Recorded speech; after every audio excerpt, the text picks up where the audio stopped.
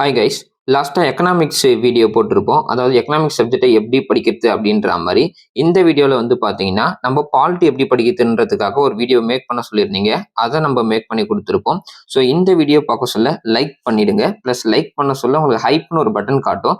So அதையுமே click பண்ணிடுங்க. ஓகேங்களா? சரி ஓகே. இந்த வீடியோல நம்ம என்னலாம் பார்க்க போறோம் அப்படின்றத நான் உங்களுக்கு ஸ்டார்ட்டிங்லேயே சொல்லிடுறேன். ஓகேங்களா? பாலிட்டில எந்தெந்த லெசன்ஸ் ஃபர்ஸ்ட் நம்ம கவர் பண்ணணும். பிளஸ் ஸ்கூல் புக்ல எப்படி படிக்கணும் அப்படின்ற மாதிரியும் plus old versus new book, அதாவது பழைய புக்கை படிக்கிறதா நியூ புக்கை படிக்கிறதா அப்படின்றதையும் பார்க்க போறோம். அது மட்டும் இல்லாம ப்ரீவியஸ் இயர் கொஸ்டின் பேப்பர்ஸ்லாம் எப்படி நம்ம அனாலிசிஸ் பண்ணணும் அப்படின்ற மாதிரி. இப்போ பாருங்க, நம்ம ஸ்கூல் புக்ல என்னென்ன லெசன்ஸ் கொடுத்துருக்காங்க அப்படின்றத நான் கொடுத்துருப்பேன். அதில் நான் எந்தெந்த லெசன்ஸ்லாம் ரவுண்டு பண்றனோ அந்தந்த லெசன்லாம் 100% நம்ம சிலபஸ் பிரகாரம் கவர் பண்ணியிருக்கணும். ஓகேங்களா? அதாவது நீங்க சிலபஸ் பேஸ்டா போறதுக்கு முன்னாடி ஸ்கூல் புக் லெசன்ஸை இந்த மாதிரி நீங்க தனியா எடுத்து வச்சுட்டீங்கன்னா அழகா நம்ம சிலபஸ்ல வந்து பாத்தீங்கன்னா ஸ்கூல் புக் படிக்க படிக்க சிலபஸ்ல நீங்க லைன் பண்ணிட்டே வரலாம். அதாவது நான் இந்த டாபிக்லாம் படிச்சுட்டேன் அப்படின்ற மாதிரி. ஓகேங்களா? அது இல்லாம இப்ப நான் ஸ்கிரீன்ல காட்டக்கூடிய இந்த ஸ்கூல் புக் கூடிய வேர் டு ஸ்டடியை நான் உங்களுக்கு டிஸ்கிரிப்ஷன்ல கொடுத்துறேன். ஓகேங்களா? அதே மாதிரி நான் உங்களுக்கு ப்ரீவியஸ் இயர் கொஸ்டின் சொல்லியிருந்தேன் பாத்தீங்களா, அதனுடைய சாம்பிளையுமே நான் டிஸ்கிரிப்ஷன்ல கொடுத்துறேன். பிளஸ் ஹேண்ட் ரிட்டன் நோட்ஸ் ஓவராலா 6th இருந்து 12th புக் வரைக்கும் என்னென்ன நோட்ஸ் நான் எடுத்து வச்சிருக்கணும் ஹேண்ட் ரிட்டன்ல, அது என்னுடைய சாம்பிளையுமே நான் உங்களுக்கு டிஸ்கிரிப்ஷன்ல கொடுத்துறேன். அதை நீங்க பார்த்து வச்சுங்க. ஓகேங்களா? ஓவராலா ஒரு 23 லெசன்ஸ் கிட்ட நம்ம ஸ்கூல் புக்ல பாலிட்டி கவர் ஆகும். அதுல ஒரு 22 லெசன்ஸ் நேம் மட்டும் நான் கொடுத்துருப்பேன். ஓகேங்களா? சரி, இங்க பாருங்க. 10th புக்ல ஃபர்ஸ்ட் லெசன்ல இந்திய அரசியலமைப்பு அப்படின்ற ஒரு டாபிக் இருக்கும். ஓகேங்களா? ஸோ இத நான் எப்படி படிப்பேன் அப்படின்றது தான் உங்களுக்கு நான் ஷோ பண்ணிட்டு இருக்கேன். ஓகேங்களா? நிறைய பேர் வந்து பார்த்தீங்கன்னா ஹேண்ட் ரைட்டிங் நோட்ஸ் எடுத்து வச்சு படிப்பீங்க. நிறைய பேர் வந்து பார்த்தீங்கன்னா ஹைலைட் பண்ணி படிப்பீங்க. நிறைய பேர் வந்து பார்த்தீங்கன்னா என்ன மாதிரி பென்னோ பென்சிலோ பிளாக் பென்னோ இல்லை ஸ்டிக் பென்னோ வச்சு அண்டர்லைன் பண்ணி படிப்பீங்க. ஓகேங்களா? ஸோ அந்த மாதிரி தான் நானுமே. நான் என்ன பண்ணுவேன்னு பார்த்தீங்கன்னா இந்த மாதிரி லைன் பண்ணி தான் படிப்பேன். அதே மாதிரி அப்டேட் பண்ணிட்டே வருவேன். ஏன்னா இங்க குடியுரிமை 8 முறை திருத்தப்பட்டு கொடுத்துருப்பாங்க. ஆனா நான் 9 முறைன்றதை அப்டேட் பண்ணி வச்சிருப்பேன். ஓகேங்களா? சோ அது மட்டும் இல்லாம இந்த மாதிரி நம்ம அங்கங்க மார்க் பண்ணி படிக்கலாம். நம்மளுக்கு மட்டும்தான் அது கன்வீனியன்டா இருக்குமே தவிர்த்து நம்ம புக்கை படிச்சு முடிச்சதுக்கு அப்புறம் இன்னொருத்தர் கொடுக்க சொல்ல அது கன்வீனியன்டா இருக்குமான்னு கேட்டா கிடைக்காது. அப்ப அதுக்கேத்த மாதிரி நீங்க மார்க் பண்ணி படிக்கிறது பெட்டர்னு சொல்லுவேன். ஸோ என்னுடைய ஓன் புக், அதாவது நான் இப்போ ஒரு 3ல இருந்து ஒரு 4 இயர்ஸ் கிட்ட படிச்சுட்டு இருக்கேன்னா, ஸோ நான் எப்படி ரீகால் பண்ணுவேன், நான் எப்படி படிப்பேன், நான் என்ன பண்ணிட்டு இருக்கேன் அப்படின்றது தான் நான் உங்களுக்கு இந்த வீடியோல ஃபுல்லாவே சொல்லிட்டு இருக்கேன். ஸோ இந்த மாதிரி தான் ஒவ்வொரு பேஜ் டு பேஜ் எதெல்லாம் இம்பார்ட்டன்ட் டாபிக்ஸ், எதெல்லாம் இம்பார்ட்டன்டா தெரிஞ்சுக்கணுமோ அதை நான் இந்த மாதிரி மார்க் பண்ணி கண்டிப்பா வச்சிருப்பேன். ஓகேங்களா? இந்த இடத்துல பாருங்க, அரசியலமைப்பு சீர்திருத்த குழுக்கள்ல பூஞ்சி கமிஷன் கொடுத்திருப்பாங்க. பூஞ்சி கமிஷன் 2007 3 உறுப்பினர்கள் கொடுத்திருப்பாங்க. ஆனா ஒரு சில ஆத்தரேட் புக்ல வந்து பாத்தீங்கன்னா இதே பூஞ்சி கமிஷன்ல நமக்கு 5 உறுப்பினர்கள் இருக்காங்க அப்படின்ற மாதிரியும் கொடுத்திருப்பாங்க. அப்ப அந்த மாதிரி டேட்டாஸ்லாம் நம்ம பாத்துக்கிறதுக்கு ஒரு அவுட் ஆஃப் சோர்ஸ் கண்டிப்பா நம்ம கிட்ட இருக்கணும். ஓகேங்களா? சரி ஓகே. இப்ப செகண்ட் லெசன் சென்ட்ரல் கவர்மெண்ட் பத்தி கொடுத்திருப்பாங்க. இந்த சென்ட்ரல் கவர்மெண்ட்ல வந்து பாத்தீங்கன்னா உங்களுக்கு ஆர்டிகல் நம்பர்ஸ் அதிகமா ப்ளே ஆகும். அப்புறம் குடியரசுத் தலைவருடைய வரிசையெல்லாம் நமக்கு கொடுத்து வச்சிருப்பாங்க. அப்ப எந்த இயர்ல எந்தெந்த பிரசிடென்ட்ஸ் இருக்காங்க அப்படின்றதுலாம் இப்ப ட்ரெண்ட்ல கேட்கக்கூடிய ப்ரீவியஸ் இயர் கொஸ்டின்ஸ்லயே நமக்கு தெரிஞ்சிருக்கும். அப்ப கண்டிப்பா நம்ம அதுக்குன்னு ஒரு டைமை ஒதுக்கி அந்த ஷெட்யூல் நம்ம கண்டிப்பா கவர் பண்ணி தான் ஆகணும். ஓகேங்களா? அதே மாதிரி பாருங்க, எல்லா இடத்துலயுமே நான் மார்க் பண்ணி வச்சிருப்பேன். ஏன்னா ஒவ்வொன்றுமே அவ்வளோ மைன்யூட்டா நம்ம கொஸ்டின்ஸ் கேட்டிருக்காங்க. நான் எதெல்லாம் மார்க் பண்ணிருக்கணும் அது எல்லாமே எக்ஸாம்ல கேட்டிருப்பாங்க. இல்லை இதுக்கப்புறம் கண்டிப்பா நமக்கு கேட்பாங்க. ஓகேங்களா? இந்த பேஜ்ல வந்து பாத்தீங்கன்னா நமக்கு பிரதம அமைச்சர், அதாவது பிரைம் மினிஸ்டருடைய வரிசைகள், அதாவது காலகட்டங்கள் கொடுத்திருப்பாங்க. ஓகேங்களா? சோ நம்ம படிக்கிற புக்கை நம்மளுடைய கன்வீனியன்ட்டுக்கு மாதிரி வச்சுக்கோங்க அப்படின்றதுக்காக தான் நான் படிச்சுட்டு இருக்கக்கூடிய புக்கை நான் உங்களுக்கு இந்த வீடியோலயே ஷோ பண்ணி அழகா உங்களுக்கு நான் எடுத்து கொடுத்துருப்பேன். ஸோ இந்த மாதிரி நீங்க புக்கை ஹைலைட் பண்ணி படிச்சுக்கலாம், பென்ல மார்க் பண்ணி படிச்சுக்கலாம், இல்ல உங்களுக்கு இந்த மாதிரி ரவுண்ட் பண்ணி படிக்கிறதுனா படிக்கலாம். ஆனா ஒண்ணு, உங்களுக்கு கண்டிப்பா அது புரியுற மாதிரி நீங்க எடுத்து படிச்சா மட்டும்தான் நமக்கு ரொம்ப ரொம்ப யூஸ்ஃபுல்லா இருக்கும். இங்க பாருங்க, இந்திய அரசின் தலைமை வழக்கறிஞர் ஆர்டிகல் நம்பர் 76 கொடுத்திருப்பாங்க. அதுவே தமிழ்நாடு கவர்மெண்ட் உடைய தலைமை வழக்கறிஞர் தெரியும்னா அந்த 76 கூட பிளஸ் ஒரு 89 கூட்டினீங்கன்னா, அதாவது ஒரு சில ஆர்டிகல் நம்பர்ஸ் கூட 89 பிளஸ் 89 ஆட் பண்ணா அழகா நமக்கு என்ன வந்துரும் அப்படின்னு பாத்தீங்கன்னா, மத்திய அரசுல இருந்து மாநில அரசும், மாநில அரசுல இருந்து மத்திய அரசுக்கும் நம்ம மாறிடலாம். ஓகேங்களா? இந்த லெசன் பாருங்க, மாநில அரசு. ஓகேங்களா? நம்ம சென்ட்ரல்ல என்னெல்லாம் படிச்சோமோ அது அப்படியே ஸ்டேட் கவர்மெண்ட்ல இருக்கும். ஓகேங்களா? அந்த இடத்துல பிரசிடென்ட் பார்த்தா இந்த இடத்துல நம்ம என்ன பார்ப்போம்னா கவர்னர் பார்ப்போம். அந்த இடத்துல பிரைம் மினிஸ்டர் பார்த்தா இந்த இடத்துல வந்து பாத்தீங்கன்னா நம்ம சிஎம் பார்ப்போம். இங்க பாருங்க, சிஎம் உடைய லிஸ்ட் கால வரிசைகள் கொடுத்திருப்பாங்க. அதெல்லாம் ரொம்ப ரொம்ப இம்பார்ட்டன்ட். கண்டிப்பா எக்ஸாம்ல இயர் வைஸ் கேட்கறதுக்கு சான்சஸ் ரொம்ப ரொம்ப ஹை. ஓகேங்களா?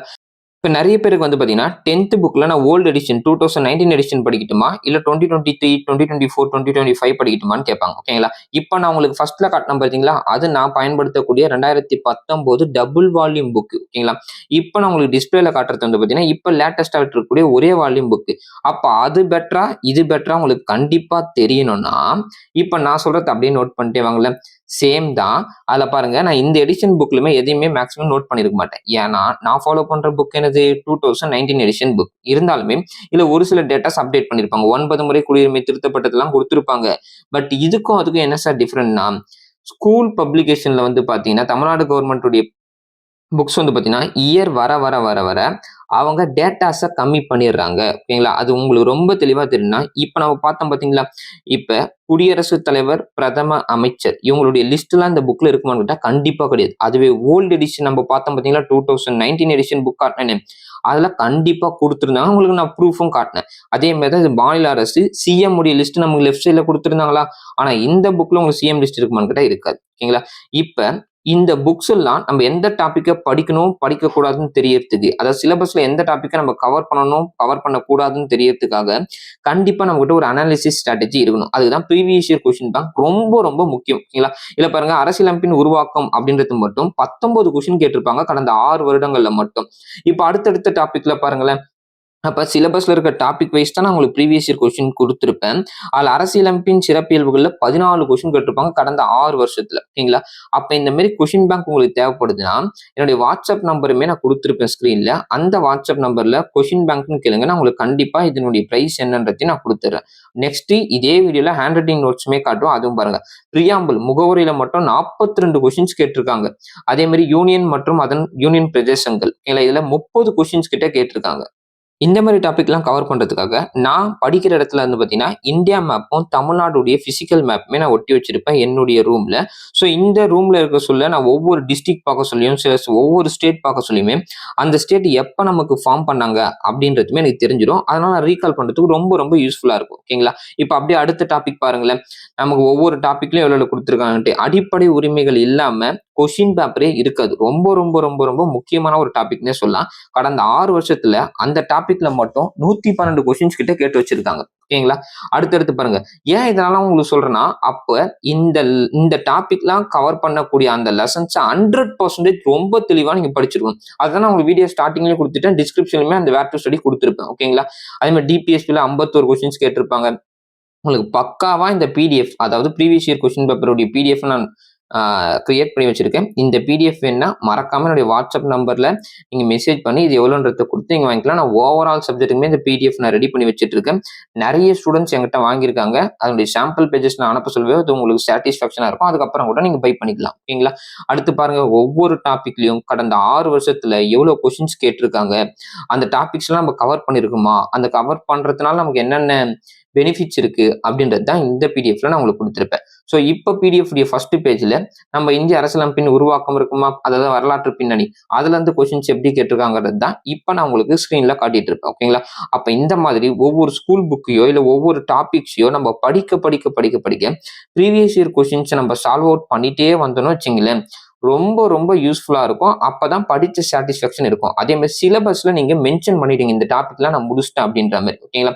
இப்ப செகண்ட் கேட்டகரிஸ் இருப்பாங்க. அதாவது ஹேண்ட் ரிட்டன் நோட்ஸ் எடுத்து படிக்கக்கூடியவங்க. அவங்களுக்கு இந்த பிடிஎஃப் ரொம்ப ரொம்ப யூஸ்ஃபுல்லா இருக்கும். ஓகேங்களா? இது எனக்கு தெரிஞ்சவங்களுடைய ஹேண்ட் ரைட்டிங் பிடிஎஃப் தான். அதாவது எனக்கு தெரிஞ்சவங்கன்னு சொல்ல முடியாது. என் ஃப்ரெண்ட் எனக்கு அனுப்புன ஒரு பிடிஎஃப். அவர்தான் கூட தெரியல இந்த ஹேண்ட் ரைட்டிங் நோட்ஸ். பட் இருந்தாலும் இத நான் யூஸ் பண்ணிட்டு இருக்கேன். ஓகேங்களா? ஸோ இந்த மாரி தெளிவா இருக்கக்கூடிய ஹேண்ட் ரைட்டிங் நோட்ஸ நீங்க ஃபாலோ பண்றது ரொம்ப ரொம்ப பெட்டர். ஏன்னா புக்க விட ஹேண்ட் ரைட்டிங் நோட்ஸ்லாம் உங்களுக்கு ஷார்ட்டா குடுத்திருப்பாங்க. அப்ப அந்த ஷார்ட்டா குடுத்துக்கிறது உங்களுக்கு புரியுதான்னு ஃபர்ஸ்ட் பார்த்து வச்சுக்கங்க.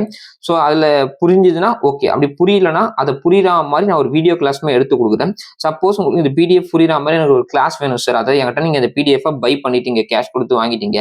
சார் இதுல எனக்கு படிக்கிறதுக்கு ஒரு சில டவுட்ஸ் இருக்கு. இது எனக்கு ஒரு கோர்வையா கிளாஸா எடுத்து கொடுங்கன்னா, கண்டிப்பா நான் உங்களுக்கு கிளாஸாவும் எடுத்து குடுத்துர்றேன்.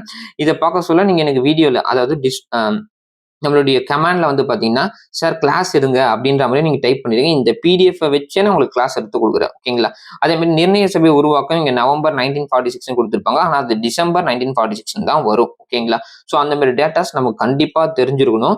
சோ ஆல்ரெடி நம்ம ஸ்கூல் புக்க படிச்சவங்க கடைசி மினிட்ஸ் ரிவிஷனுக்காகவும், இல்ல நம்மள அப்டேட் பண்ணிக்கிறதுக்காகவும் இந்த மாதிரி ஹேண்ட் ரைட்டிங் நோட்ஸ் இருக்கிறது ரொம்ப ரொம்ப பெனிஃபிட்.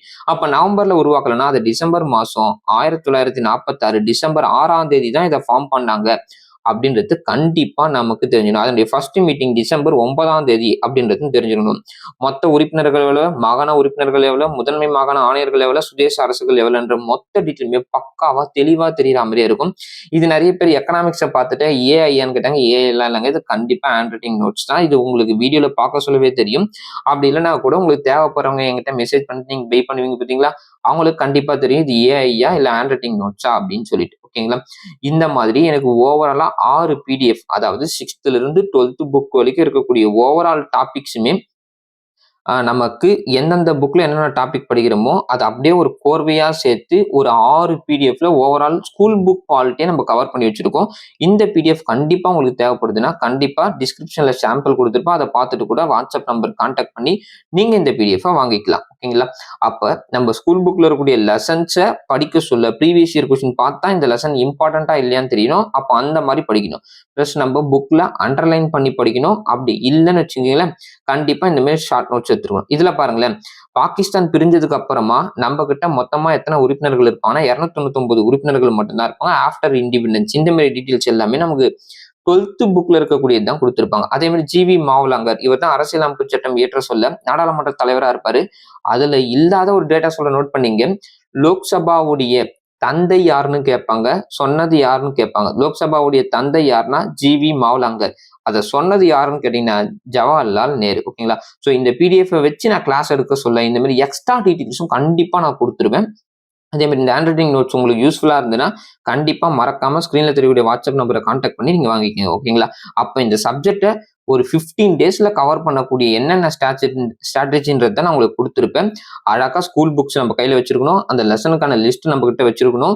அந்த லெசன்ஸை படிக்க சொல்ல இல்ல படிச்சு முடிச்சதுக்கு அப்புறம் ப்ரீவியஸ் இயர் கொஸ்டின்ஸ் எப்படி கேட்டிருக்காங்கன்றது தெரியணும். அதை நம்ம சால்வ் அவுட் பண்ணி பார்க்கணும். அப்படி இல்லை நான் ஸ்கூல் புக்ல அண்டர்லைன் பண்ணி படிக்கிற கேட்டகரி இல்லை அப்படின்னா இந்த மாதிரி நோட்ஸ் எடுத்து படிக்கக்கூடியவங்களா இருக்கணும்.